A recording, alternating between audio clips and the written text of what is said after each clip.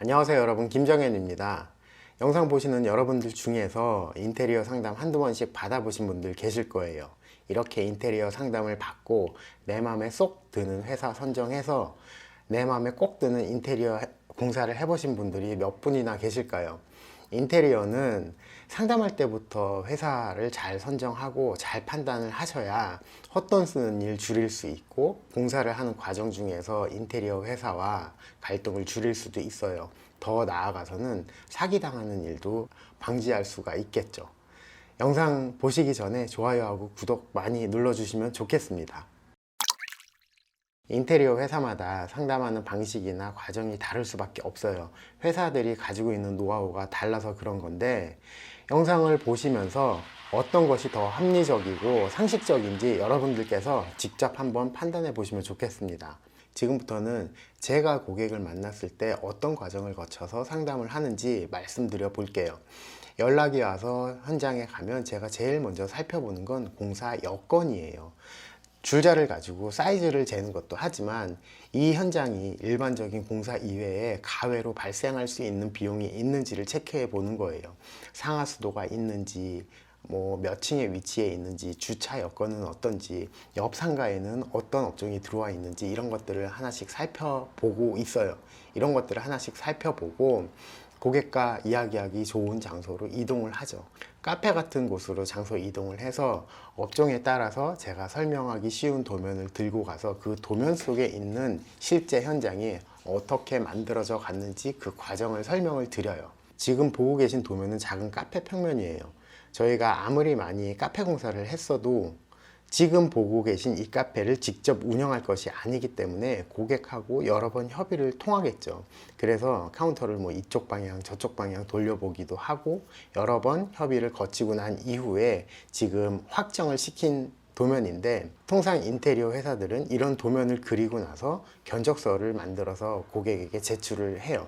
한 가지만 더 살펴볼게요. 지금 보고 계신 도면에서 네모 박스를 진 위치에 카페 카운터가 있죠. 근데 이거 어떤 자재로 만들었을까요? 또 어떤 모양일까요?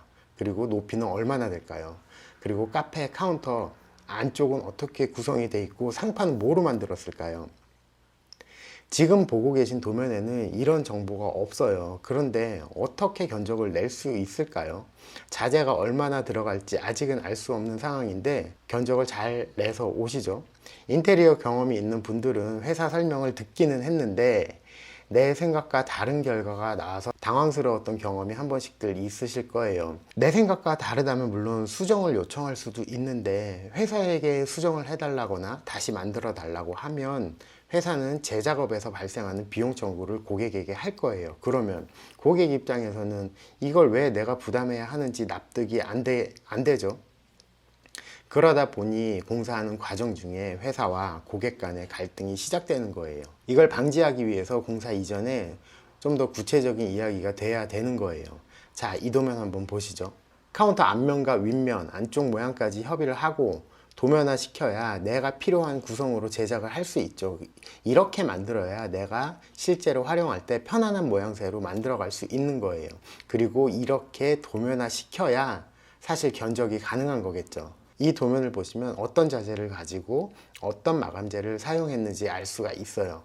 이렇게 그려놔야만 실제 투입되는 자재의 물량을 산출할 수 있고, 이 물량을 대비한 인건비를 산출할 수가 있어요. 이렇게 돼야 공사 견적이 가능한 거예요.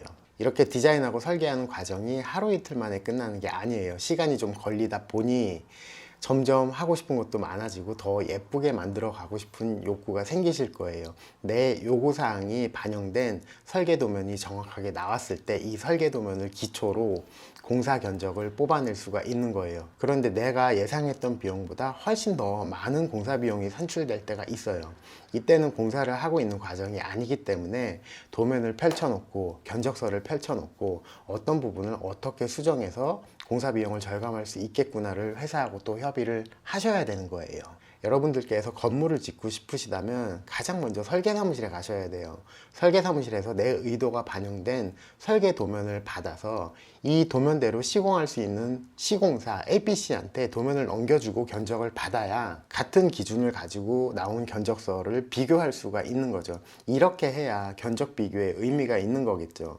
아무런 기준점이 없는데 A는 10원, B는 20원, C는 30원, 이게 어떻게 견적 비교에 의미가 있겠어요? 건설은 이런 구조로 일 처리가 되는데 이상하게 인테리어 시장은 이런 구조가 돼 있지 않아서 실제 공사를 하는 동안 고객과 회사의 갈등도 많고, 이로 인해서 인테리어 회사의 인식이 썩 좋지 않은 거죠.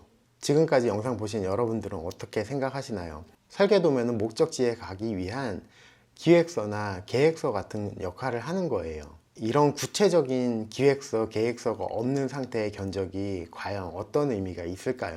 여전히 예비 고객 여러분들은 인테리어 회사에 전화를 걸어서 견적을 받고 싶다는 말씀을 하실 거예요. 그러면 인테리어 회사는 현장에 나가보고 견적서를 제출할 거예요.